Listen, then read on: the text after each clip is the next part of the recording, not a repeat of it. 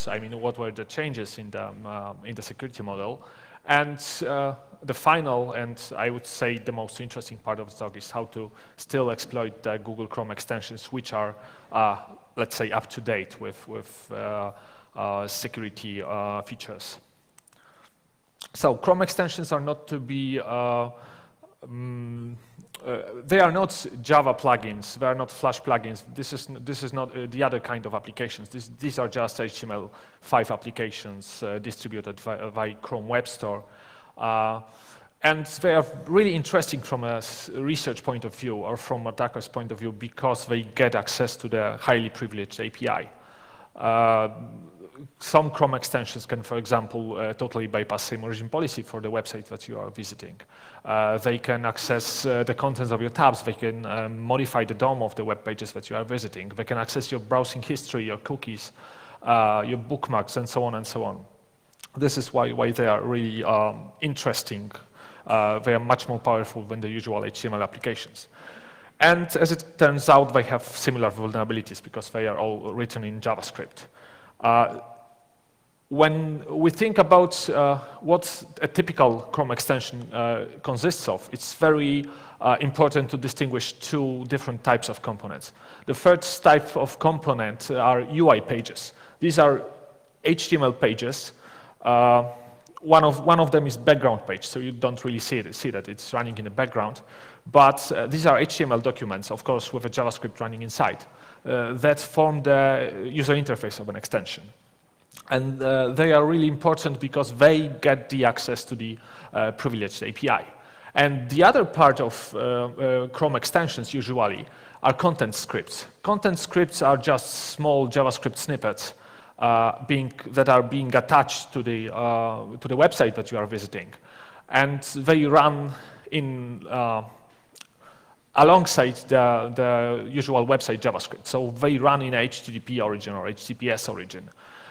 They don't have access to the privileged API, but they may modify or access the DOM of the original website. Let's, for example, here there's an extension which can highlight some of the keywords, right?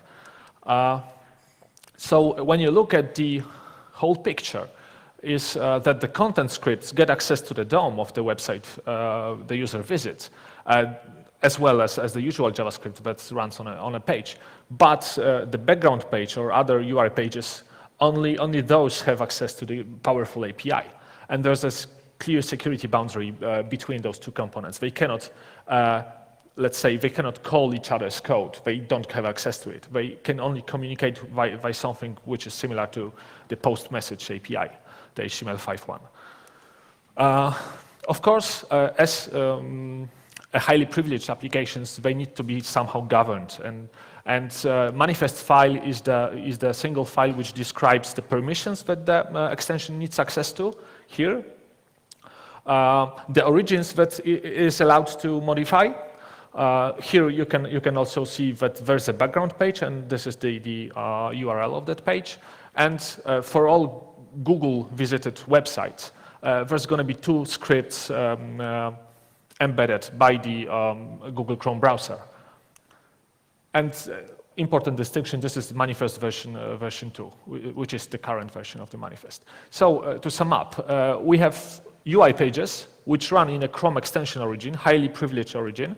They have access to the Chrome API, which is really a powerful thing from an attacker's point of view, but they are limited by permissions declared in the manifest file, and don't get access to the DOM of the website.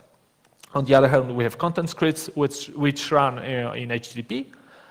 They get access to the DOM of the website, of course limited by the URLs that is specified in the manifest file, but they don't get access to the Chrome API.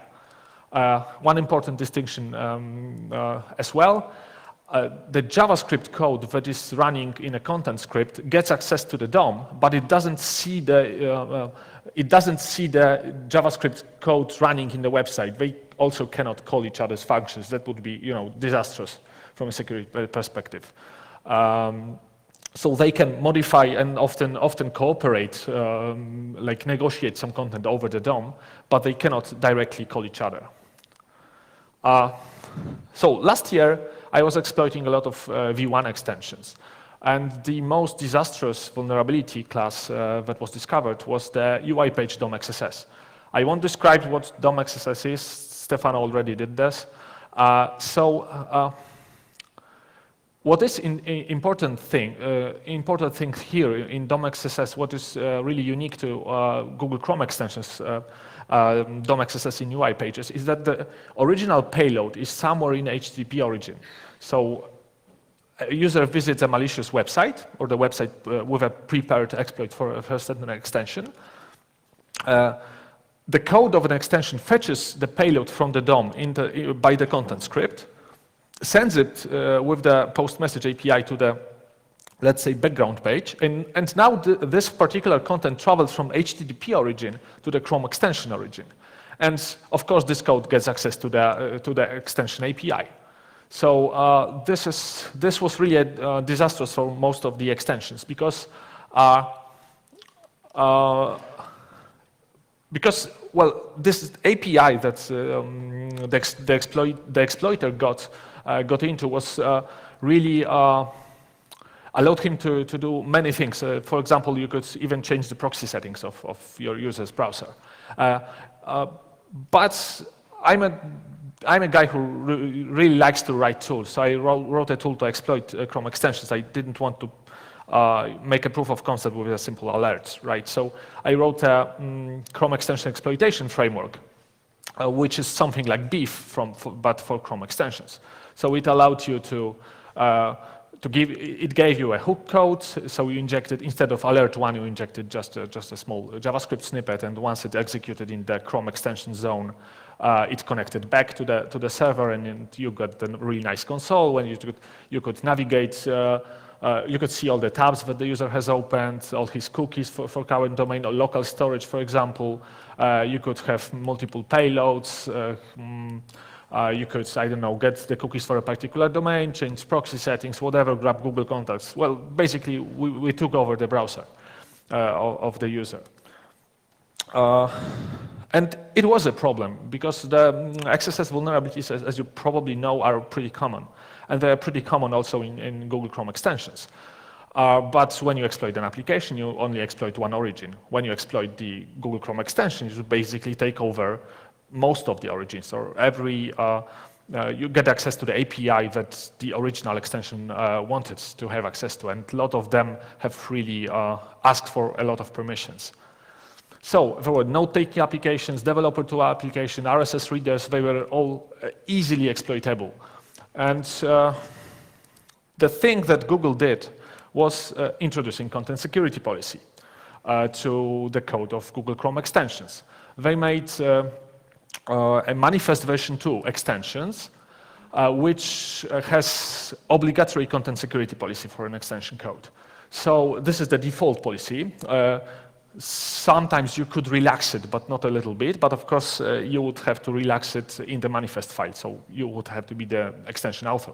You couldn't do that externally. So this default content security policy basically says there's no eval and friends, there's no inline scripting, and no external scripts from HTTP or HTTPS origin can be loaded. As you could imagine, this makes XSS exploitation very, very difficult. Without having access to, let's say, eval or inline scripting. And of course, they enforced manifest version 2. So right now, you can't find the old extensions in a Chrome Web Store. And by January next year, your Chrome browser will stop running the old legacy extensions. Only extensions based on manifest version 2 could continue to run. So a question arose, are we fixed? I mean, is the world of Chrome extensions already secure, and there's no point in researching that? Well, it turned out it's not secure yet. I mean, there are still interesting vectors of attack, and some of them I will present right now. Well, there's still a possibility to exploit the UI page XSS within Google Chrome extensions, because a lot of the extensions, it was already mentioned yesterday on some talk, a lot of JS templating libraries depend on eval function to be there, right?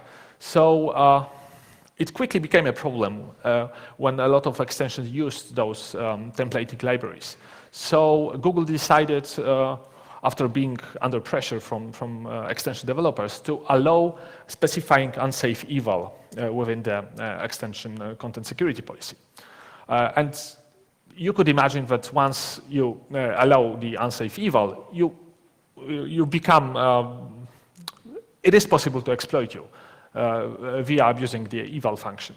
So a lot of extensions currently, because they are using the JS templating libraries, are vulnerable because they relax their own content security policy. So it's an interesting thing to look at when assessing the code of an extension, let's say. But there's another vector. I mean, content scripts are not subject to content security policy. It's only the UI pages that are. So go figure what I was targeting.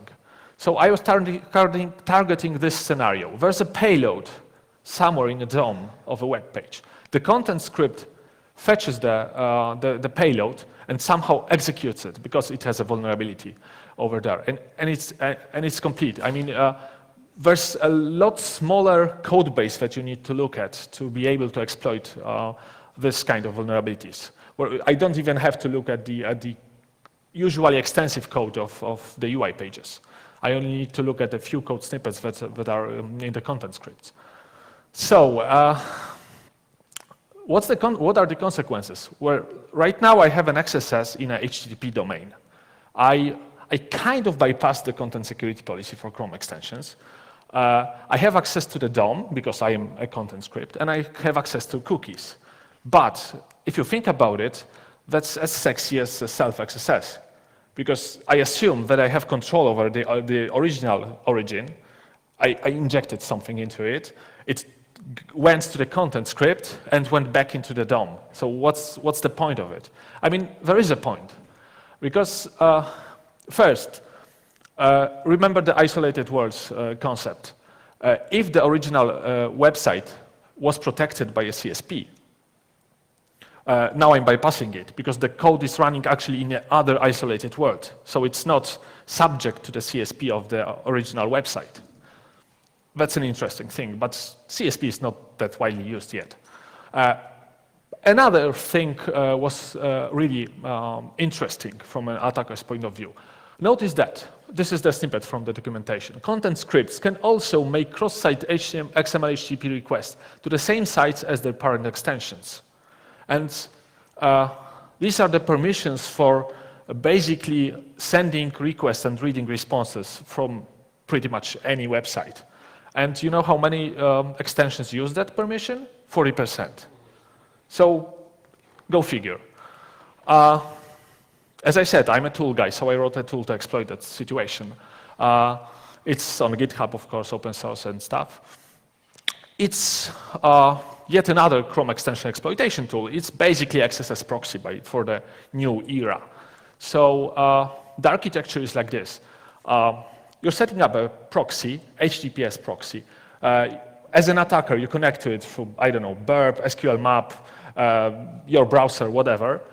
And of course, there's a payload to inject in your victim's browser.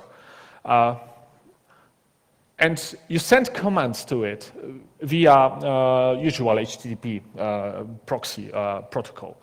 And you send requests over this, and over the WebSockets protocol, they are being transferred to the XSS extension, XSS content script, and they are being requested by XML HTTP requests. Guess what? I have cookies over here. So the browser attaches the appropriate cookies. So I can read your Gmail account and whatnot via this exploited extension. So let me show you a demo.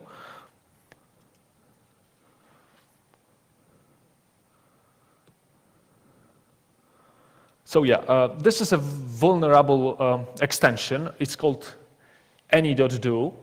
It's an extension for managing your tasks, and it integrates with your Gmail account. See, when I click on a Gmail, there's a small addition here for adding a task, and the task is based on current title of your email. So who of you like HTML emails? I don't see a lot of hands. I like plain text emails as well, so I'm sending a plain text email to me, but it's a different kind of plain text email. Let's look at the actual email. See what happened? There's something fishy going on. And probably Mario, if he's around here, already knows what's going on next.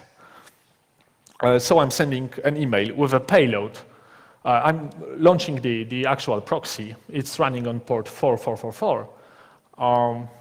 And also I have a web server for hosting the actual payload. So I generate a hook code here, a simple eval call. I attach it via script over here. Of course, in the real world, the victim wouldn't be sending email to himself. It would be an attacker. But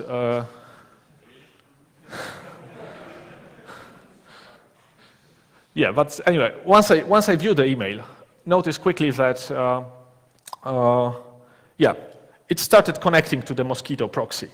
And here's the URL of the page that's reported working. I'm hooked. That's just a simple hello world. Now I'm also chaining this via burp to make it easier to see. So burp is chaining to Mosquito, and I'm using burp as a proxy for the Firefox browser right now. So as you can, I'm launching a private mode to make sure that I don't have any cookies on my Firefox browser, which is the simulation of an attacker, and I can quickly load the Gmail interface. As you can see here, there are logs of XML HTTP requests being done by the exploited code. And these are the actual requests going on at the network layer. But what is really interesting is that I can now navigate to different origins than when the original exploit happened. So I'm going to Twitter, and I'm suddenly logged into Twitter with your cookies from the browser, and I can basically just view the web over your connection, over your browser with your authenticated sessions. So this is kind of philosophical, because I have a cross-site scripting in an extension in an HTTP origin, which is not that big deal when coming to the situation from last year, let's say, when comparing it. But I still have quite a lot of possibilities with just a cross-domain XHR. The extension, the current version is of course vulnerable. It's 500,000 users. The vulnerability was not found by me. It was reported to me last week by Sergey Belov. The other thing, NP-API plugin vulnerabilities. Well, some extensions can also use like a binary code, like DLL functions, to implement some functionality. And there was an extension called CRGPG. It was an extension for proxying GPG into Gmail interface. So basically, if we consider binary code running over here, this code is running outside any Chrome sandbox. It's just a binary code with the full permissions of your operating system user. So if I found an extension with vulnerable code here, like command injection vulnerability, the exploitation would look like this. There's a payload in a DOM. It's being fetched by content script. It's being transferred to the background page. It's being forwarded to the NP-API plugin. Here the vulnerability happens, and I can execute code, possibly. So I found an extension which was vulnerable to that. This extension was called CRGPG. This is the C code for, I hope it's C. I'm not really, at that level. Anyway,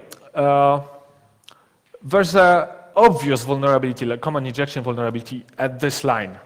There's an untrusted parameter coming ultimately from the DOM. It's the recipient, so basically it should be email addresses for the who are you trying to send the encrypted email to.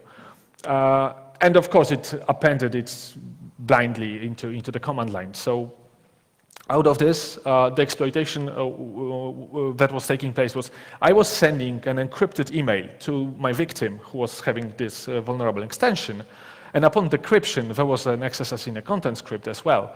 And XSS in a content script allowed me to send arbitrary commands to the background page of an extension. And via that, I could easily exploit this vulnerability. And I had you decrypted my email, and I had a metaprocessor session from your connection, right? So this is still possible in Google Chrome extensions version 2 because CSP doesn't really care about binary vulnerabilities in some plugins. And there's a bonus slide over here. I found it 2 days ago. It turned out that some of the extensions actually use the new fancy file system API. And the new fancy file system API is basically a virtual file system in your browser. Of course, protected by same origin policy, so you cannot, poke into the file systems of other applications from other origins. The URL usually looks like this. The URL for a file stored within the file system container. So if a HTTP website uses the file system, this is the full URL of a document. And if a Chrome extension does it, of course, it's of different, let's say, it's kind of equivalent of a hostname or something. I found an extension which, by total coincidence, was presented also today by Erland. It's an extension for testing REST APIs. Of course, current version 180 kilo users, including Erland. So let's see what happens with this.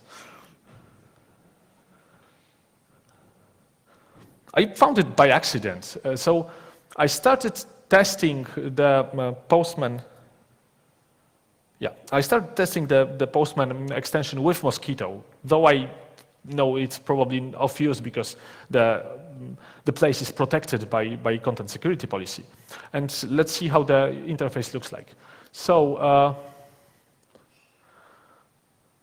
I launched the REST client. It's basically an application to send requests to arbitrary domains. Of course, it's a Chrome extension, so it has permissions to do the actual requests. So I sent it the payload to connect to my Mosquito server. Just the usual payload. And the vulnerability is that you get to preview the actual results. And of course, as you can probably see, there's no escaping being done on the in this case, JSON response. So if the script executed, I should have got the connection back. And actually I did, but it's from this strange file system location, file system : Chrome extension. This is the ID of the postman, and temporary response. When I started looking at the code, it actually turned out that the REST, Postman REST plugin stores the actual response in a virtual file system and then displays it in an iframe. So I started poking around what's still possible and modified my payload. Let's say, if I'm framed, maybe I can alert parent location, for example.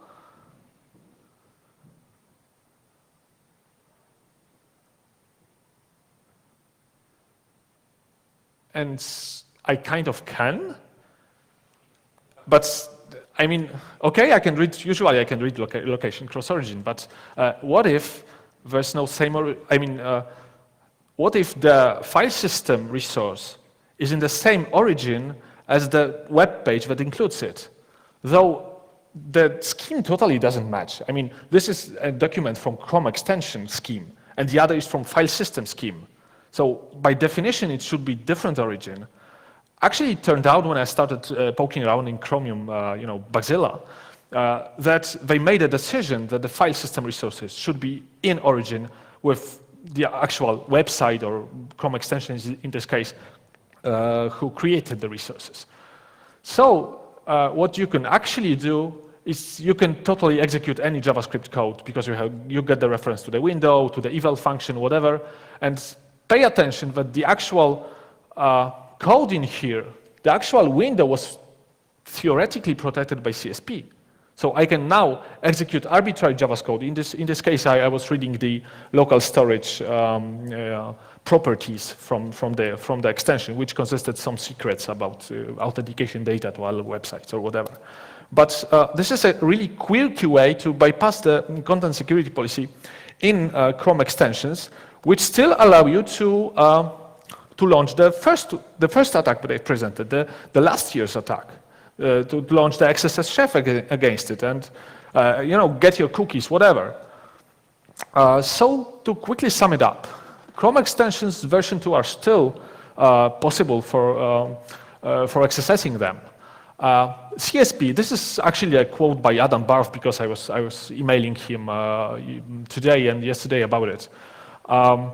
CSP should be treated as a mitigation from cross-site scripting vulnerabilities and not as a prevention mechanism.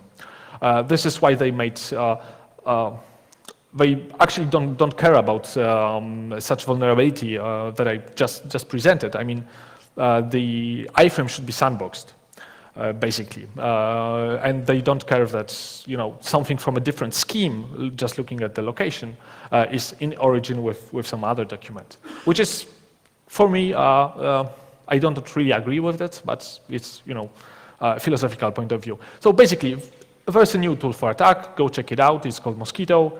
And don't really, be scared of content security policy because it's still bypassable even in Chrome extensions. Thank you.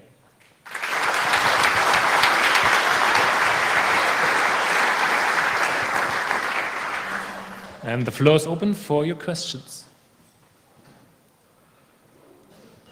Oh, you have to wait a second. I have to run.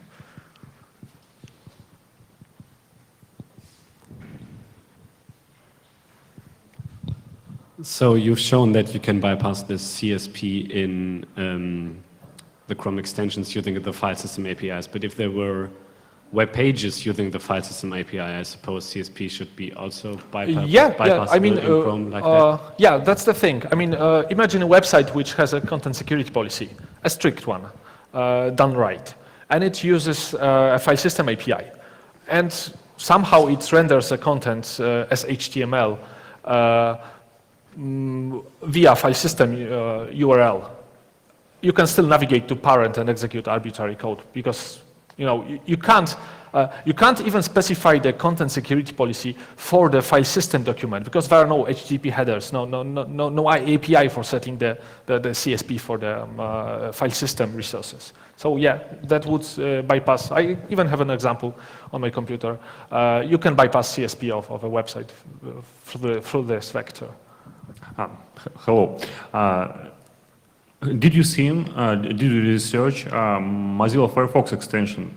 And this is a question, and my suggestion is to research it because it's much interesting thing in it, especially in the older versions of Mozilla Firefox extensions. I have not researched, but I know a guy. I think he's even sitting here, Roberto. Yeah. He's over there. He did research, an extensive research on Firefox extensions. And as I've been told last year, it's much more scarier than the Chrome model. So Roberto, we expect you to submit a talk for the next conference. So if you don't have any more questions, then thank Kudo again. Thank you again.